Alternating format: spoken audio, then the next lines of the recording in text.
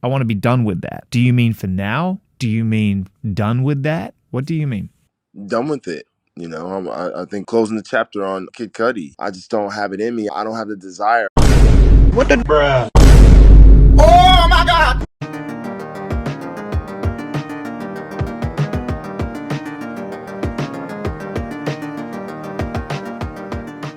INSANO is Kid Cudi's 9th studio album. He's back making music. The Cutster, the man on the moon himself, the guy that makes all the spacey trap rap music. Yeah, that's him. It's a new project from him. I don't know if it was like this for anyone else, but I'm surprised he's come out with new music this soon. About a year and a half after his last album, but not even, a little less than that actually. And around the time of that release, he had said in some interviews that he was thinking about stepping away from music and just focusing on the fashion endeavors that he had begun, filmmaking as well as some acting and producing. He was a part of, I think, 2 of the best movies of 2022, being X and Pearl.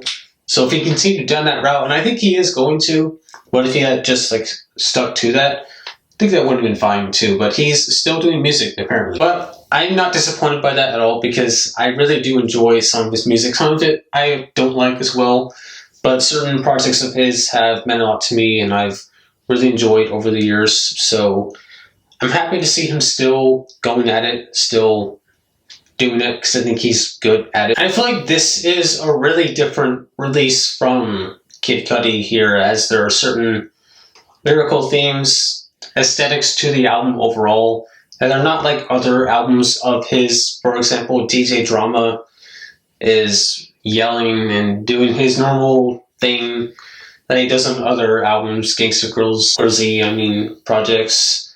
He's on here, he's yapping away on several different songs, which is fine. Some of it works, but other ones, I don't need him to be on this album. Really, overall, I just didn't love his inclusion here. And lyrically, he seems pretty happy here, which if you are familiar with even just a little bit of Kid Cudi's work, it's not all super happy. It's not all sunshines and rainbows. Some of it is quite gloomy and dark and at times even concerning. So, you know, it's actually great to see him living what seems like his best life right now on this album. I'm happy for him. But the more sadder, moodier, emo tracks are still here for sure, but they are just fewer and farther between as compared to other albums, if that makes any sense at all, what I just said. And this might sound wrong, this might sound a little cruel if you look at it a certain way, but I actually feel like he kind of needed more of those songs. Happy he's doing well, good, great job, Scott, you seem kind of mentally healthy right now. But I like the sadder Kid Cudi stuff better. I just feel like it's a little more substantial, and I feel like he is better in those realms. I feel like he even delivers like better vocal performances, better flows if he's really kind of rapping. Which, I mean, he's a rapper, but he does also sing quite a bit. In the production, I feel like kind of takes a step down on the happier, more upbeat party songs, Life is Good tracks. So for me, that was a struggle, because on the one hand, I do really like some of the stuff that throws back to the OG Kid Cudi, moody, spacey, psychedelic nature of some of these songs. And I feel like he even does a really good job at blending that with sort of the modern trap sound, which I know trap is not as popular as it was like 5 to 7 years ago, but it is still a pretty dominant genre in mainstream music, and he does a good job at blending, I think, some of that with his titular usual sounds that we know him for. So I like those moments on the album for the most part, and I do like some of the happier moments as well. But really overall, this was just kind of a big mixed bag for me in terms of track by track listen. It was a little up and down in terms of songs I liked and songs I didn't. Keep Bouncin', I think, is a pretty solid, decent second track on here. I like his flow quite a bit. In this one in particular, it's kind of robotic, but I think does a good job, and his breath control in particular, I think, is also very good. It's very bass heavy and ad-lib heavy as well, but I think that his ad-libs actually fit the track nicely. I like it overall. Get Off Me is definitely like a hype song for sure. Actually, when I was re-listening to it preparing for this review, I thought like this would be the perfect song to like warm up to on the basketball court. You know, like I could picture this if I was at a game, hearing the song playing and watching the players warm up. It really fits that vibe very well. And I like it overall. I like kind of the starry psychedelic keyboard leads in the instrumental, and Travis Scott is featured on here, and I think he fits the track nicely too. The track Wow kind of fits this soundscape a little bit too, except it's at a faster pace, and I like it too. I like A$AP Rocky on the track as well. Kind of funny how they're both on here, Rocky and Scott. If you know anything about them, there's like a slight feud between the two of them, but I think it's cool, and I think that they both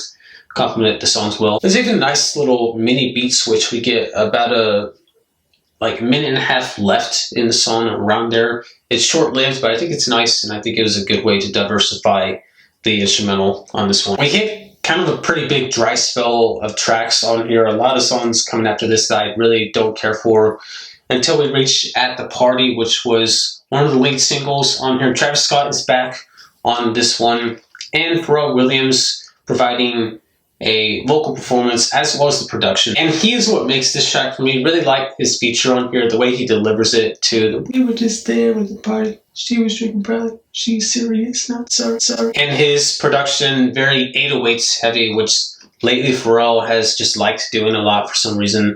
I like it here though, and I like the woodwinds led aspect of the instrumental too. Also, it sounds like there's a, I don't know what it would be called, not like an ad-lib, but I think it samples Day and Night. What? You know, you guys know that part of the song? I'll play it here. It's in this track. I'm pretty sure it is. Let me see if I can confirm it actually. Dude, was I right or was I right? I knew it. Later on, we have the track Tortured, which is a highlight for me, like the harp-led instrumental on this one. It kind of sounds like harp, at least. I don't know, maybe it's some other instrument. I think it's a harp. This is one of those kind of sadder, moodier tracks on here that I think is just great, honestly. It might sound bad, me saying that I like when he is like this, but he just does these songs like no other. I feel like he does it better than a lot of people. His vocal delivery really just further emphasizes the vibe, the sad vibes of this song. I'm gonna stay tortured all my life, feeling like me, I'll be fighting till I die. It's dark subject matter, but I think it's effectively told here, and I think it's a great song. What follows this is another song that is kind of in a similar direction, except we have a pretty standout feature on the album from the late XXXTentacion. I like kind of the minimalistic approach that this instrumental took here, and I like both performances from Kid Cudi and X. I think they both sound good on here. I'm not as big a fan of X's music whenever he's rapping a bunch, but I think he actually does have a pretty decent singing voice, or did in this case, and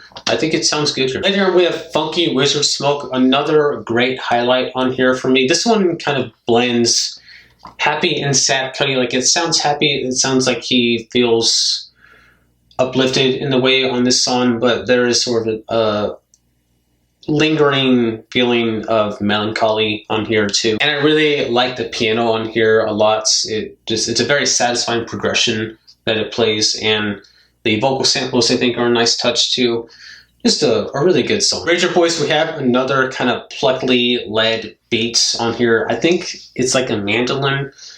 I like to think that I'm good with recognizing instruments, but sometimes I just find myself really being a noob in that area. So, I don't know. I think it's a mandolin, but it might not be. But I think this is a pretty decent track, kind of a hype track if you ask me, and I think it works well, and I like Young Thug on here too. Yeah, it's cool. Almost reminds me of the song Day Before from Young Thug featuring the late Mac Miller. Really like that one. This one feels like that to me. The penultimate track, I think, is another good one in here. It's called Blue Sky. And I'm a little surprised, actually, that these kinds of songs don't pop up more often on this album. This one sees Cudi basically going in a rock/pop direction. I guess you could call it pop rock. And he has had, moments like that, even full albums where he's gone towards the rock routes. And it's not really like, the past times he's done that, or it's been more grunge rock. This is more Yeah, like I said, pop rock. And it honestly could have failed pretty badly. It is kind of cheesy sounding, but I think it actually works here. And I would have preferred it to be the last song on the album. Even though the last track, Hit the Streets, in my Nikes, I think I could see what they were doing there. I could see Cudi's intentions with having that be the last song on the album, sort of calling back to the intro as well. But I just don't really like it that much. And personally, I would have liked Blue Sky to be the last song. So yeah, I mean, there's a lot of good songs on here, really, like a bunch that I liked, and I think could make for a nice, solid, short listen. But this album is 21 tracks long. It's 64 minutes, which is not a bad length considering how many songs it is, like just barely over 3 minutes on average per song. And I wouldn't really say it feels bloated. The only time it's really like a tough listen for me is in roughly the middle portion, like beginning to middle portion. There are a couple good songs towards the start, but then there are a bunch in that middle that just don't work for me. Such as Electro Wave Baby, which I don't know what he was doing here. He's trying to make some kind of like dance pop reggaeton track. I guess that's sort of a trending genre. It feels pretty badly, if you ask me. Or a song like 7, which has, I think, a really weak Lil Wayne feature.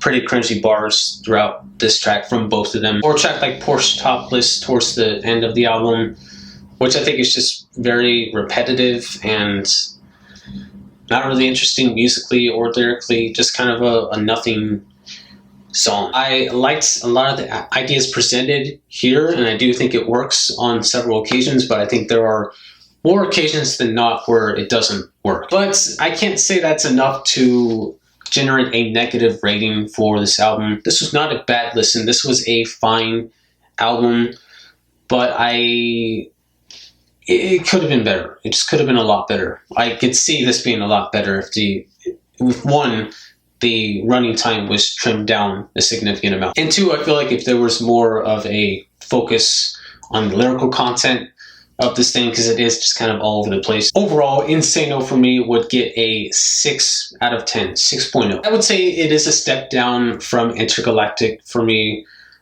which was also just okay, but it was a little bit more okay. The film, though, I mean, it was called a TV special at the time. I remember that. It's basically a movie, though. That is great. Look it up. It's on Netflix. It's really good. I've read that this is his last contractual album with his record label, so maybe this is it. I don't think so, though, because knowing Kid Cudi, this dude, I don't trust him, to be honest. I just don't trust him. There's been so many times when, like, for example, him and Kanye have feuded several times over the years. Like 2 years ago, he was like, I'm not cool with that, man. This song that's going to be on It's Almost Dry, the Pusha T album, it's going to be our last song together.